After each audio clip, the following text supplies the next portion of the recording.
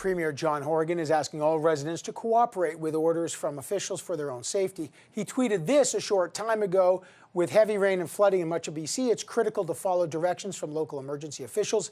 If you're asked to evacuate your home, please go immediately. The #1 priority is keeping people safe. Prime Minister Justin Trudeau also tweeted out an address those affected in British Columbia, saying, in part, please stay safe. We're ready to provide whatever assistance is needed as you deal with and recover from the flooding and the extreme weather. We are here for you.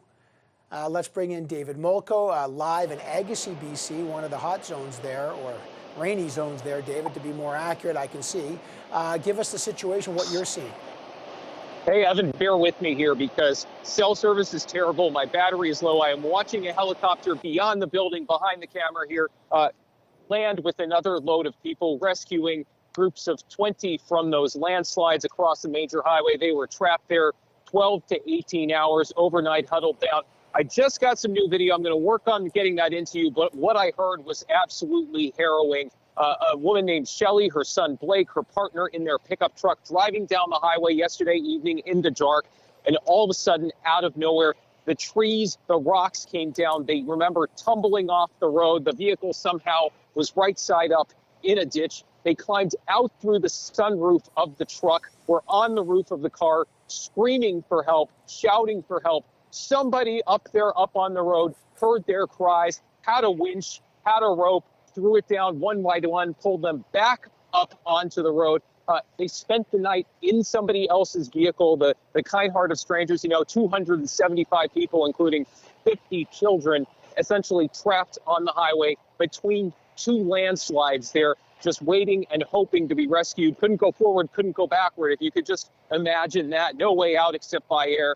And then we have watched today as chopper after chopper, the good men and women of the Canadian Armed Forces flying in, landing, picking up 20 people at a time, bringing them to the fields here in Agassiz, taking them inside. There are doctors. We just talked to the mayor. She said the mood is one of peace. People are relieved. Evan, people are pulling together. The paramedics are here. Doctors are here. And somehow, remarkably, in all of this, so far as we know, no fatalities, no injuries.